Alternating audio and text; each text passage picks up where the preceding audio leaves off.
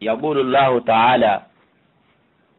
Allah teɗuɗo towɗon hino yewta e musidɓe julɓe fi zakka jawle meɗen ɗen foti ko nayi, foti ko dammi, foti ko mbuuɗi, foti ko kanŋe, foti ko kaalise, foti ko ñaametere maɗo sen itti zakka on ko hombo duwaɗen jonnude. Sabu wallahi zakka on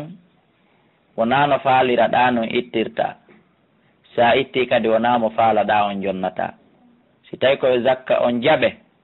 a ittay no wiiɗa yo ittire noon, jonnamo duwaɗa jonnude on e lerde duwaɗamo jonnude nden e noone no duwaɗamo jonnirde noon. Allah dal innama sadaqatu, ande no sadakaji ɗin ko fanda ɗo noon ko zakka faridda on, ko jeymo ko ɓe yimɓe jeetato wona ɓe kontede ɗo. hara e nder ɓe jeetato kadi kono Allah kontiri ɓe noon ko noon jonnirta.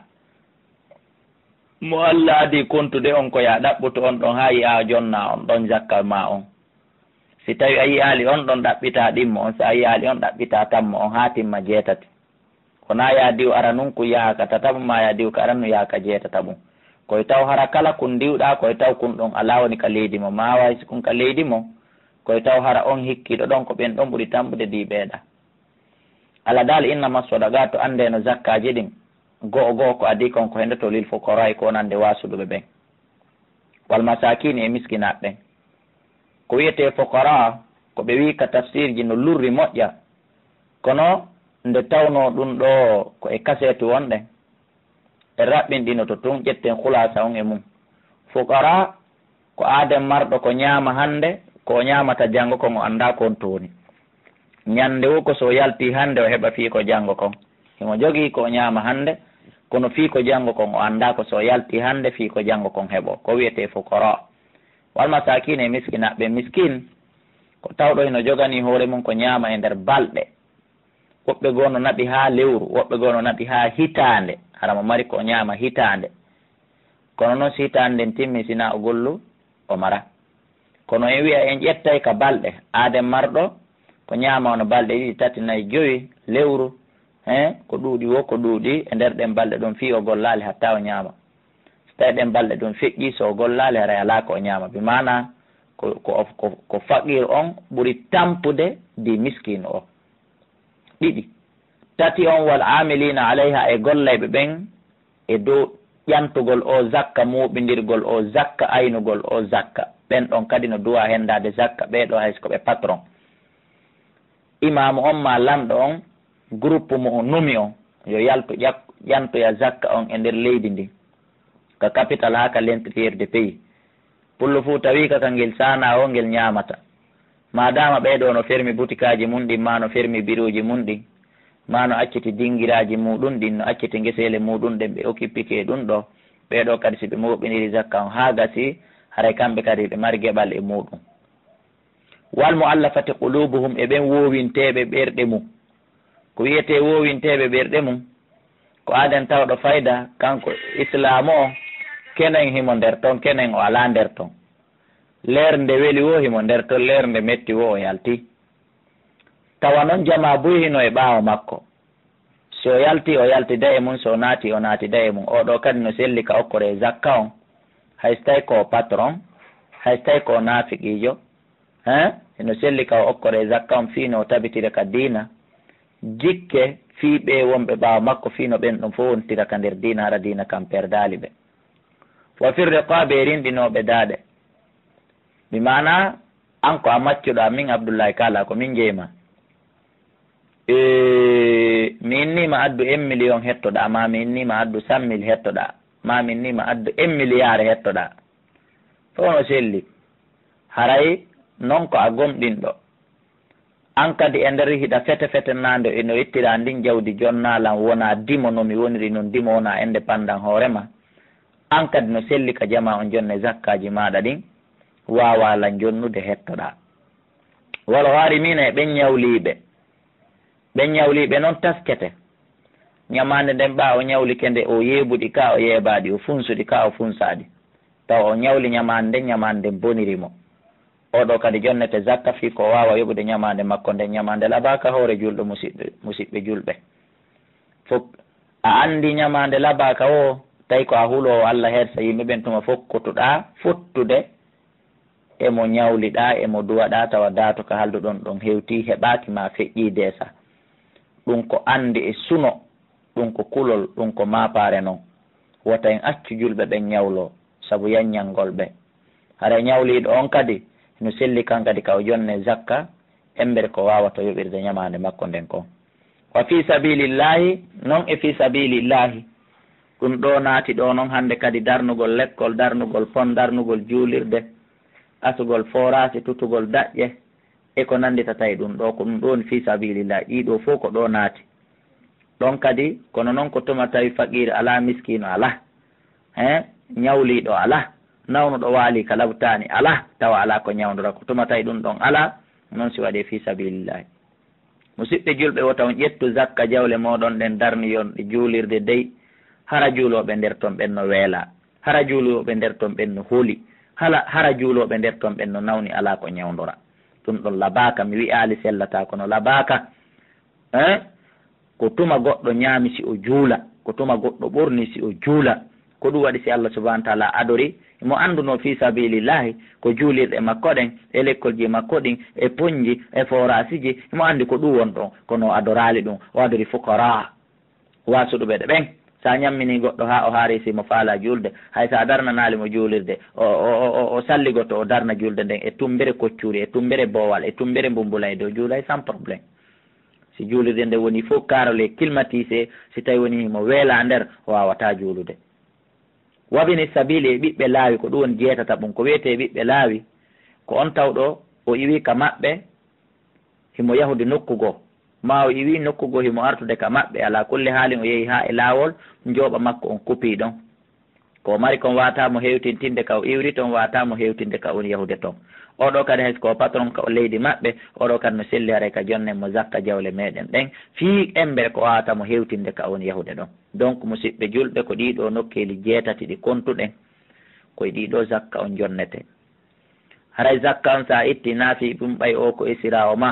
ma fi tum ɓay o ko sabujo ma may ko jatiguijo ma jonnirtamo zakka on ɗum ala toon koyo taw hara himo jeeya e gotel e ɓeeɗo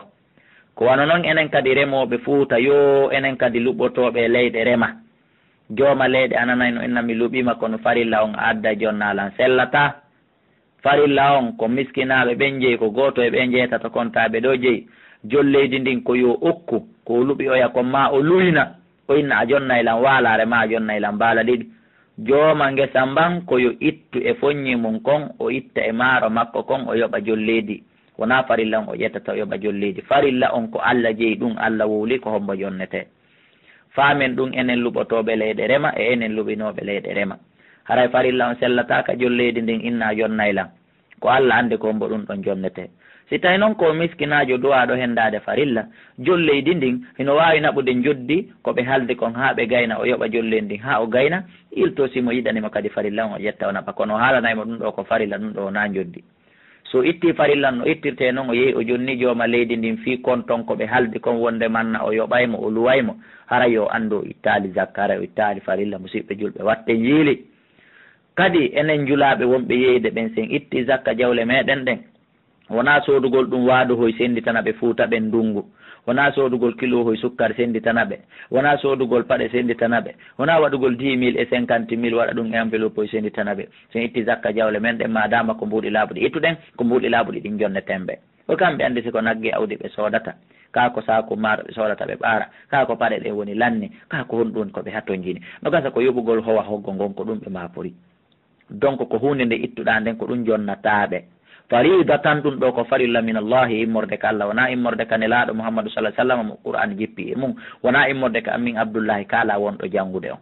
wallahu Allah alimun ko anduɗo hakimun ko ñeñuɗo e ñawore makko nden haray ko yo en faamu ɗum wa minhum no maɓɓe alladina ɓen yu'duna annabiya ɓeno lorra annabajo on ka konngudi ɓeno tooka nelaɗo konngudi ɗum hino yimɓe ɓen ɗum hino e sahabaɓe naatigiɓe ɓen Abdoullahi ibn Salulu en ko nandi tatay mum hino e maɓɓe lorroɓe nelaɗo ka konngudi waya ɓuruna ɓenna a yandi huwa udunun on ko o nowru mi mana ko fanda ko nowru kala ko wolan ɗemmo o hooloto hay so ñallimo yennude en fotte makko en wiyalimo hay hunde o hooloto ɓul haalanɓe udunu ko Muhammadu woni nowru kon hayrilla kum ɗum no moƴƴani o sabu haray ɗon o tewtotako ko wiyotommo kon o tewtotako ko waɗatommo kon ko woni nowru kon o nananayi on ko woni wo o jaɓanayi on ko woni wo o gonginayi on ko woni wo ko woluɗon wo ko jeeye ɗum no moƴƴani o yu'minu billahi mo gomɗini Allah o yu'minu mo gomɗini himo hooli himo gomɗini Allah himo hooli lil mu'minina gomɗiɓe ɗimmo makko ɓen ko ɗum waɗi hay onon kadi hay wolɗon fenande o wiyay ko goonga wa rahmatun ko o yurmede ko o newaniɗo waɗi koye lilladina wonande ɓen amanu gomɗiɓe min komi moɗo walladina ɓeno yu'duna rasulallahi lorroɓe nelaɗo Allah on foti ko konngol foti ko kuugal lorroɓe ñentinoɓe sunna nelaɗo Allah on hande fewdo ɗo lorroɓe ɓen ɗon lahum noɗen ɓe adabu lette alimun musuɗe yahlifuna ɓe nafiqiɓe a yeehi ɓe wondira billahi inde Allah ndellakum wonande on onon jilluɓen li yurdukum fiyo ɓe weltin on fiyo ɓe convaincu on ɓe daroɓe wondira inde Allah nde ɓe tardi wallahu ko Allah wa rasulu e nelaɗo makko on haqqo ɓuuri handude an yurduhu nde ɓe weltintamo ɓe mana etagol ha Allah weltanoɓe o convainco e maɓɓe ko ɗum ɓuuri laɓede nde ɓe etoto nde goɗɗo weltantoɓe convaincanoɓe in kanu kono noon sarti ko si ɓe laatike mu'minina koɓe gomɗinɓe hande etotoɗa e weltingol tagore nden a tampay mo yiɗuɗa o ya eto welto mo yiɗɗa eto welto a jokka e hakkum makul lannama cellal ma ngal lannama duuɓi maɗi lannaraɓe fof ɓe weltanakima eto Allah weltanoma hande kadi o yiila e ɓerɗe tagore nde fof ɓe weltanoma alam yalamu eɓe anda annahu ko woni man yuhadidillah kala lundiɗo Allah wa rasulahu e nelaɗo makko on ɓe mana kala lutodirɗo Allah e nelaɗo on fa anna lahu haray no wodanimo nara jahannama yita jahannama khalidan ko luttinteɗo fiha nder ton eɓe anda ɗum a teddungal maɓɓe kala lundiɗo Allah e nelaɗo ko liite jahannama no joddi makko dalika al khizyu ko ɗum ɗoni hoyende nden ko ɗum ɗoni wirtere nden al azimu mawnude nden yahdaru l munafiquna kono yoɓe nafiqiɓe reno yo kono yoɓe reno en kono yoɓe waɗo hakkil an tunazzala fi wata jippina alayhim e dow maɓɓe suratum simore suratul spécial to nabbi humpitaygol ɓe bima fi qulubihim gundoji kon kon ka ɓerɗe maɓɓe jamfaji kon kon ka ɓerɗe maɓɓe ɓe ronkiri renade Allah si jippini suratul tawba o jippini suratul munafiquna saabu ɓay ɓe renaki o haɗi ɓe renoyo ɓe accu ɓe ronki accude ɓe sikki Allah hulɓinayi ɓe tuwoni darugol ko ɓe waɗata ɓe ronki renade ɓe ɓeydi somude nafiki yagal ngal e kafiri yagal ngal ka nder ɓerɗe maɓɓe Allah jippini ɗiɗo ɗiɗi wirti fof o wiyu istasi u jale jalkite nelaɗo jalkite qur'an jalkite yimɓe sunna inna Allah andeno Allah mukhrijun o yaltinayi ma tahdaruna konko wonɗon renade fi wota yaltu konko suuɗuɗon ka ɓerɗe mon hiɗum wogindo hiɗum halda fotata goto andudey konko wonɗon suuɗe ka ɓerɗe mo ma tahdaruna konko wonɗon renade fi wota humpito Allah yaltinayi ɗum wala in sa'altan wallahi sa alandi keɓe la yaqulanna wallahi ɓe wi'ayi a menen Muhammadu sa yi min wooli ɗum innama kunna anduno menen ne hudari men jumpay woni wona laɓo men fije woni menen min woltaɗum e hoore haqiqa kon ɗon ko fanda ɗon ka ɓe wiwata ka guere Tabuk ɓe dari ɓe inni a nelaɗo ko sendiri jawle ɗen ko giɗale nelaɗo numɗa nelaɗo feewa ɓe wooli ɗi konguɗi on sumati metti Allah subahana taala Allah humpiti nelaɗo Allah dalan nelaɗo hay landitiɗaɓe ɗum ɓe yettama kamɓe hari koye fijidar ɓe onno wolde ɓul haalanɓe onon abillahi ko Allah wa ayati ayaje makko ɗen wa rasula nelaɗo makko on kuntum laati ɗon tastaziuna iɗon jala jalkita onon alaka naɓon sana ko yagal sonaga qur'anade makko ne ka sunna nelaɗo makko on la tatadiru awa wata on addu ngan to fus on jaɓantake ngan to qad kafartum gomɗi on wonti heferɓe mbaɗa imani kum ɓawa gomɗinal moɗon ngal inna afusi men yaafike en taifatin nga e fedde goo min komi moɗon feeri o ala no addibu min lettay taifatan fedde goo mbi annam saabu ɓen ɗon kanoɓe laatike mujirimina koɓe wandiɓe e musidɓe julɓe ja goɗɗo no wola konngol gotol o yalta diina e jago ɓeɗo ko iwɓe ni wonɓe ko wonɓe iwde ni haɓugol jihadi Tabuk haɓudugol e rumiyankoɓɓe no jogino puissance e hoore aduna on deññande wasi wi'ama Amérique hande ɗo wiyetake ɓe gollani diina kono saabu konngol gotol koɓe wooli ɗon jaka tawi ɓe yalti diina ɓe woni heeferaɓe ganto hunde kadi taɓe adɓe jaɓatake reno ɗen enen ko jelo e yimɓe sunna jalete ñallan koye jelo e yimɓe gollitiraɓe qur'an e sunna jaleten e honno innete saboten watten yiili ɗum almunafiquna nafiqiɓe worɓe ɓen wal munafiqat e nafiqiɓe rewɓe ɓen baɗum yoga e maɓɓe baɗen ko jaaɓe yoga bimana ko kamɓe on kamɓe duwa jombidide toon kamɓe duwa weldide toon kamɓe yamuruna koɓe yamirayɓe bil munkari ko aña ko mettata Allah kamɓe ko ɗum ɓe yamirta wayan hawna ɓe haɗa anil ma'ruf ko moƴƴi kon wa yaqbiduna aydiyam ɓe tama juuɗe maɓɓe ɗen ko fanda ɓe wudda ɓe hokkata e jaga guddan ko sifforu ɗum nafiqi yagal ɓe tama juuɗe maɓɓe ɗen nasullaha ɓe yejjiti Allah kono gasi fa nasiyam Allah kadi yejjitoyay ɓe hono yejjitoyande ɗon ɓuuri bonde innal munafiqina ande no nafiqi humul fasiquna ko ɓen tigi won fasiki seɗa ɗaɓɓude nafiqiji a yi fasikijo yilto fof ko gotum ko addumba e ɓandu makko no nga hirsire fof to gotum yu eya yanare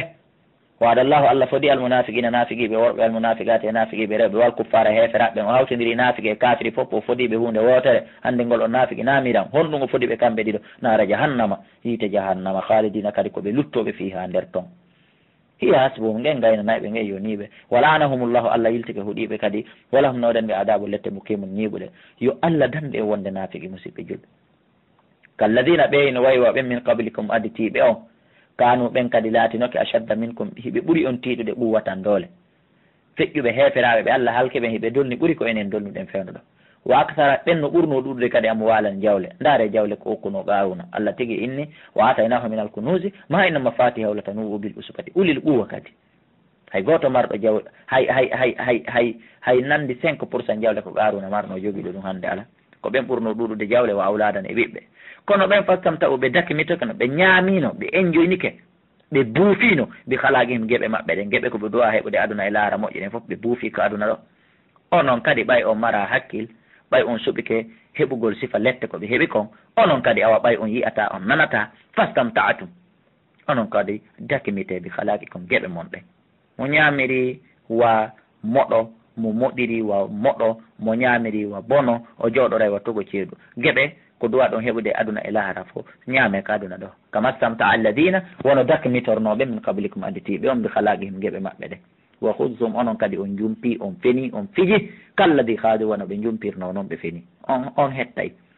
ulaika aɗo ɓen ɓe ñembuɗon heɗon haalanede ko honno ɓe wayi habitat boni amalum golleli maɓɓe moƴƴi koɓe golli kon fof boni fi duniya ka aduna ɗo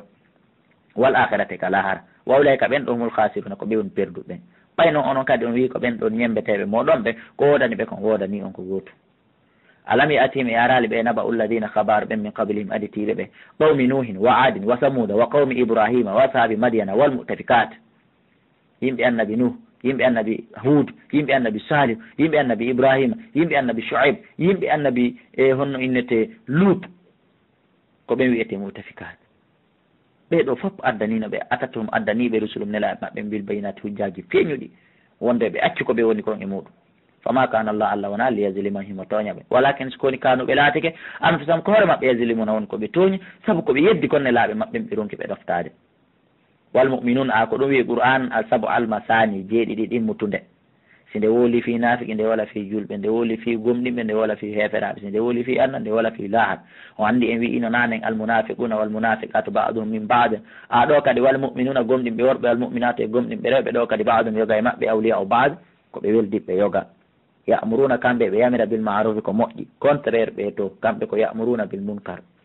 ɓeɗo kañum ya'muruna ɓe yamira bil ma'ruf ko moƴƴi wa yanhawna ɓe haɗani ɗum kadi ko aña wa yuqimuna salata ɓe ñiiɓa e julɗe maɓɓe ɗen wa yutuna zakata ɓe yetta zakka jawle maɓɓe ɗen wa yuti'una allaha wa rasula ɓe ɗofti allah ene laaɗon ulaika ɓeɗo sa yarhamuhumullahu aray allah yurmeɓe inna allaha no allah azizun ko tedduɗo hakimun ko ñeñuɗo ɓawo gayni to ini waɗal munafiqina wal munafiqati wal kuffara nara jahannama ɗo kadi waɗallahu allah fodi al mu'minina wal mu'minati gomɗinɓe worɓe rewɓe jannatin aljannaji tajirino ila yiltodira min tata sengole majji allah haaru candi halidina koɓe luttoɓe fiyaka nder aljanna ton o masakina e koɗanɗe tayyibata laaɓuɗe ɗe tunata lotetake fittatake pentetake fi jannati e nder aljanna adini ñiɓuɗo wa ridwan e yarluye min allah immode ka allah akbar wuri kon ɓuuri mawnude ndi aljanna kon ɗum yarluye yi'ugol rabbul alamin yi'ugol rabbul ibade allah subhanahu wa ta'ala ɗum ɗo ino hecci bihinema kon ko ka aljanna yo allah waɗen ka mu'minuna wa mu'minati enen e gom enen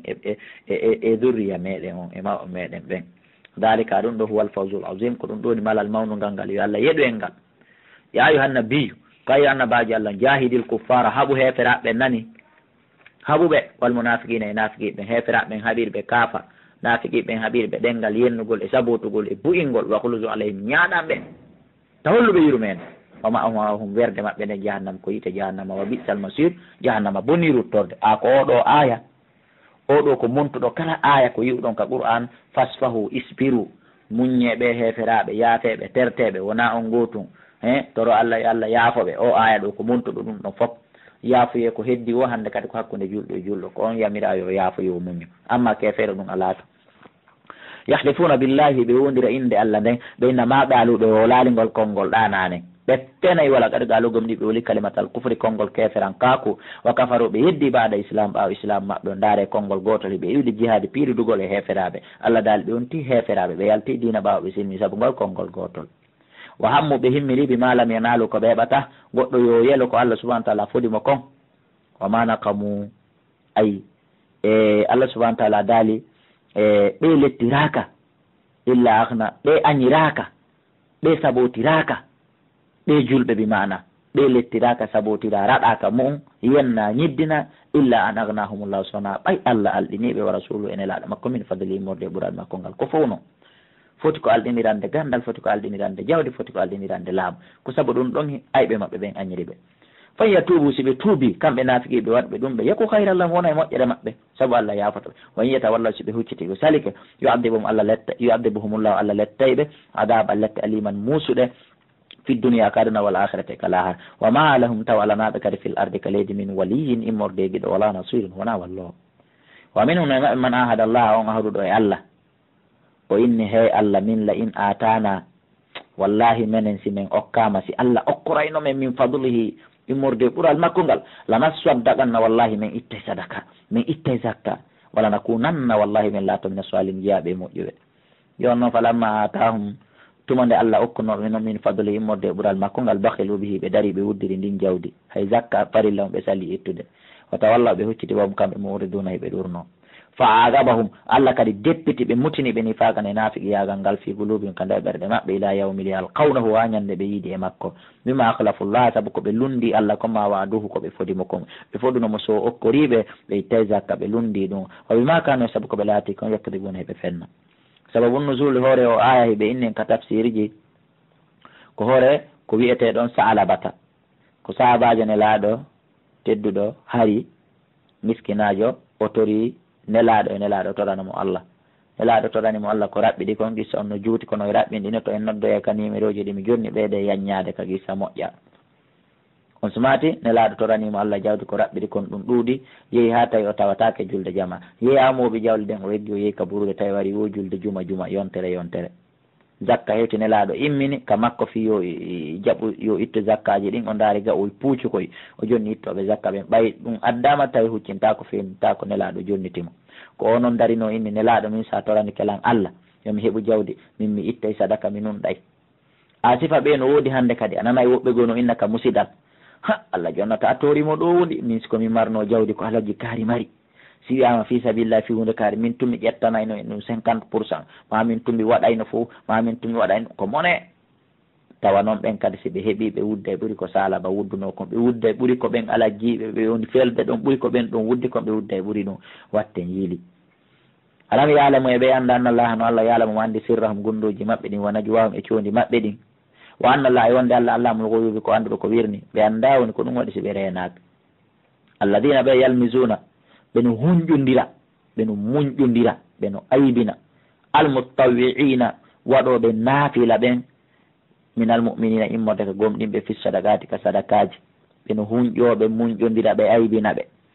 walladina e ɓen laajuno taw ɓe heeɓa lillah juhdam sowona tinnare maɓɓe nden tun anniye on tun awaligoye fayda fa yaskharuna minhum ɓe jala ɓeydi ɗo kala he ɓe waɗuɓe ɗum ittuɓe buwi daɗali ittuɓe gokkun saabu ko mari kon daɗali ɓe dari keɓe jaliɓe fof moodi sahirallahu min Allah kadi jaltoytoɓe ñande dargal ɗum fof ko nafiqiɓe ɓe woni yewtede fimum walam noɗen ɓe adabu lette alimu musa ɗum kadi sababu nusuli on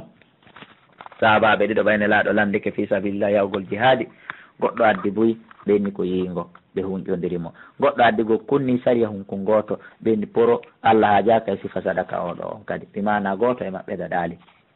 ay ɓe nafiqiɓe Muhammadu istahfirlam siɗa faala toro Allah yo Allah yaafoɓe awla tastahfirlam siɗa faala accilon wota insinanoɓe in tastahfirlam hay insinanaɓe naniɗaɓe ka Allah sabiina maratallahi 90 falan yahfirallahu lahum Allah yafota ko ɓe pes siɗa faalata tampintino hakke ko andir toon nelaɗo ko yurmeteɗo ɓe maki harami ɗo anduno simi tori ke ɓuuri laabi 90 Allah jaɓayno mi waɗayno kono ay o waɗi wulure Allah jaɓata dalika ko waɗi no bendam saabu kamɓe kafaru billahi ɓe eddi Allah wa rasulihi e nelaɗo makko on wallahu awale Allah la yahdi o fewno tal gawmal fasigina yimɓe fasigiɓe ɓen fari hal mukhallafun ɓe tultuɓe ka jihadi tabuka ɓe weltike ko ɓe yahali kon ɓe magadi ɓe weltori joɗagol maɓɓe ko ɓe yahali kon khilafa rasulillahi ɓawo nelaɗo Allah on ɓe weltike ɗum ɓe nin salɗum ɓe hulani wa karihu ɓe añi an yujahidu nde ɓe tinnoroyta ɓe mo walim jalle maɓɓe ɗen anfusihim wonkiji maɓɓe ɗin fi sabilillah fi ɓantugo lawdina Allah kam wa qalu ɓe innani ɗimmoɓe maɓɓe ɓen he laatan firu wata on yahunani wata on firunani yahugol guere tabuka fewno ɗo fil harri e nder ndi nguleydi fewno ɗo no wuuli ha maayi taw yahu wol haalamɓe siko nguleydi ɓe huuli ko ɗum haɗi ɓe yaaha awa nguleydi babari ndinno taw naaru jahannama ko yiite jahannama ashaddu harran ɓuuri sattude nguleydi ndini nguleydi kaduna ɗo law kano sinno ɓe laatino yafqahuna koɓe faamuɓe falyada hakku yoɓe jaluɓe akka ndaganno qalilan ngongel ni walyabuku wallahi ɓe wulloye kathiran ko ɗuuɗi jasan ɗum ɗo ko jodde bima kano saabu koɓe laati kon yaksibuna ɓe faggito ko ɗo waɗi si leydi ndi ndi nodda ibnu adama ñande o ñande ibnu adama la tafraha alayhi la tafraha alayya al yawm gadan sa adummuka fi batni leydi ndi ñande o nodda ibnu adama ɓe ndi inna mo hey ko an yo kaari mo kaari wota bungu hoore an wota ñaaƴo hoore an ka hoore an ɗo hande janngo min kadi mi takkete ka nder reedu am ko ɗum waɗi si allah daali yo ɓe jalu gokkum ɓe wulloyay boy fa ida jaaka llahu si allah ruttitima ila taifatin faade fedde goo min humɓe maɓɓe fasta adanuka ɓe disinantoma lil khuruji fi yaltugol bi mana sa hooti a witi ka guere tabuka yanima yahugol jihadi nokkugo ɓe yahaale ɓe torotoma kadi joni ya accu yaati ɗon e maɓɓe ya accu yalti ɗon e maɓɓe kamɓe ko haɗano ɓe yahaɗa hari ko nduɗo no rimi ngeeɗo ko ɗum haadi ɓe yaha faqul haalanɓe sa arti tun a fokkititi jihadi ɗimmum ñande goo ɓe wi ɓe jokkete haalanɓe lan tahruju maiya min on en yadata abadan aduna ɓay tun o jaɓali yahude nde a ñande walan to qatilu on haɓatama e yawdude en aduwal ngal min naal de on formata kono onon tu yahon nangodiron e ayɓe kono min on en haɓidata kefeero fes haalanɓe ɗum saabu innakum ono raditum on suɓike bil ɓuudi jooɗagol madina ɗo hara yahaali awwala marratin ila ka arande lawol hande kadi lanni faguɗo jooɗe ma alkhalifina wondude e tultuɓe ɓay ko ɗum ɓurani o ala daali et puis ila hande mouhammadou wala tusalli ala minhum wala tusalli wota a juulo ala haɗin e dow personne e dow goto minhum e maɓɓe matama e ɗo abadan aduna wala takum wota immo ala daroɗa kadi ala gabri hewre kabru makko duwanoɗamo tawat ɗum wota daro hewre kabru makko fi surrugol mo fes tawat ɗum innam no kamɓe kafaru billahi ɓe yeddi allah wa rasuli en elaɗo makko wa matoɓe mayi won kamɓe fasikono koɓe yaltoɓe e ɗoftawe sababu nusul ɗo kadi abdoullahi bne ubay bne salul nde o mayno abdoullahi mo makko mo mari ɓiɗɗo wiyeteɗo abdoullahi sahabajo nelaɗo kelluɗo ari o e nelaɗo hokkuma doloke ko waɗiɗa bam makko kasange jo allah yafoto bam makko saabu nelaɗo ƴetti doloke on jonni ɓe asinamo ƴowi nelaɗo a wara men gayni hasinde baba men fa ala yawoya juulamo tonoɗamo e allah yafuye nelaɗo huccidi saydna omar maki a yatade nelaɗo allah ino tongamma wota waɗu insenanagol heferaɓe ɓen o wi hay sa insinani keɓe laabi nafiqiɓe ɓen e heferaɓe way sa insinani keɓe laabi capanɗe jeɗɗi o jaɓata nelaɗo maki womi komi yurmeteɗo hay so tawi woni mi andi mi insinani keɓe ɓuuri laabi capanɗe jeɗɗi marsa mi waɗayno nelaɗo maki hay ɓe wattinimo ha ɓe gayni allah jeppini o aya jonnide saydna omaru e honno innete e wonde manna himo mari gonga ko wi ko nelaɗo allah yaata allah daala watta o nelaɗo wattu hande kadi wa ida unzilat allah daali wala tujibuka wata hawne amwaluhum jawle maɓɓe ɗen fi kode ɗuuɗi wa awladum e ɓiɓɓe maɓɓe koyni til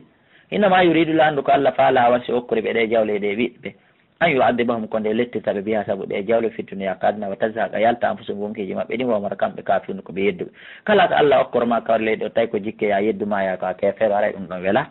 ko ɗum waɗi so nelaɗo maki nokkugo idara ayta allaha yuti l abda min addunia ala ma asihi ma yuhibbu fa innama huwa istidraju so yi allah no okkora jiyaɗo kala ko faala ka aduna ɗo e hoore lehimo yeddude allah andu allah suuna e mon o naguigol noon wa ida unzilat si jippinama suratun simore harano windi to ans koni aminu billahi gomɗini allah wa jahidu tinno ɗon ma a rasuli wondude nelaɗo makkon ista adanaka disinoma kisan waynoma kisan ulut tawli jomiraɓe yaajede min humɓe maɓɓe marɓe moye moƴƴa wagali ɓe na nelaɗo men aray gantonoodi fenɗo darma men torkema accu men terka men lakkun nakun men laatoma algaydine wondude jooɗiɓe marɓe gantoɓen hara men yahaali allah daali raduɓe weltori ɓe en yakunude ɓe laatotoma alhawali fi wondude e tultuɓe ɓen wa tubi anotama ala gulubihim ka dow ɓerɗe maɓɓe fahum kamɓe la yafkahuna ɓe famata hande kadi lakini rasulu sikoni tunnelaɗon walladina amanu e ɓen gonɗiɓe maahu wonduɓe e makko kamɓe jahado ɓe tinnoray ɓe amwalim jawli maɓɓe ɗe anfusihim e wonkiji maɓɓe ɗi ko ɗiɗo ɗiɗi de ittete aljanna heeɓo wonki e jawdi o yi ka tinnagol ari fof ko ɗi ɗiɗi ɓe addata en itta e ɗe jawle men finan senɗe fi dina allah kan tawi ko yen heɓu aljanna. wa ulayka ɓeɗo lahumul hayrat ko ɓeɗo wodani moƴƴereji ɗin. wa ulayka ko ɓeɗo humul muflihuna ko ɓe woni malaɓe. adda llahu lahum allah maraniɓe jannatin aljannaji tajrino ila min tata singole majji alannaru canɗi halidina koɓe luttoɓe fiha nder toon. dhalika alfawzu l azim ko ɗum ɗoni malal mawnu ngalngal ko wiyete comme mo allah yiɗi o yeɗaymo ko yeɗaɗo ɗum ɗo. wa jaa al muaddiruna ɓay on iwti ka jihadi tabuku allah daali gantininoɓe ɓen aray nal arabi immorde ka yimɓe fulasuji addunoɓe gantoronki yawde ɓen ɓe aray li udana lam fiya yananɓe fiya yaafoɓe fiya accanɓe. wa qala alladina jooɗike ɓen kadabu fenuɓe kadabullah fenanɓe allah wa rasula ene laaɗo makko on ɓe jooɗike ɓe yahaali haɓol jihadi so yusibu alladina aray heɓa ɓen kafaru yedduɓe min humɓe maɓɓe adabu lette alimun muusuɓe. ɓe yahaali haɓugol jihadi ɓen allah subahana taala no ittude nganto e hoore abdoullahi bun ummi maktum e ko nanditata e makko ɓaɗe ayaji jippike kambanɗe ɓe yahaali ɓen abdoullahi bun ummi maktum e nandita ɓe makko wullu no moƴƴa ani maapi andi kamɓe ɓe yahaali saabu kanko ko bunɗo e woɓɓe goo kan no mari nganto. allah noon no jippinde aya jippini o aya ɗo andingolɓe kamɓe ɓe tawaka. ala daɗi laysa ala duafa wona ali hino fawi lu'uɓe ɓen ɓe wata yaade ɓen wala alal marda wona nawnuɓe ɓen bumɓe ɓen naati ɗon wala ala alladina wona ɓen kadi laajiɗuna taw ɓe heɓal ma yumfiquna ko ɓe dépense ora ɓe yaaha par ce que no landi puccu no landi daga no landi ko ñaamen no landi dépense ko acce ka ɓe goori taw ɓe ko angal ɗum haadi yaaha fawaki ɓeɗo fof harajun ɓittedi fawaki ɓe alego e harajun bakkatu ida nasahu lillahi so tawi ko gonga ɓe laaɓani allah ganton ko ɓe addi konko gonga o haray ɓe mara bakkatu ɓe laaɓani allah wa rasul ene laaɗo makko pes haray ɓeɗo bakkatu fake ɓe fi ko ɓe yahat ko haɓkol jihaadi allah ko newiɗo allah ko welɗo fi ma alal muhsinina fawaki moƴƴinɓe golle ɓe min sabil immorde laaw nangotirede lefte aduna e lahara si a woni moƴƴinɗo golle allah nanguitirtama hay hunde yo allah waɗe moƴƴinoɓe walla allah gafurun ko yaafotoɗo rahimu ko yurmeteɗo.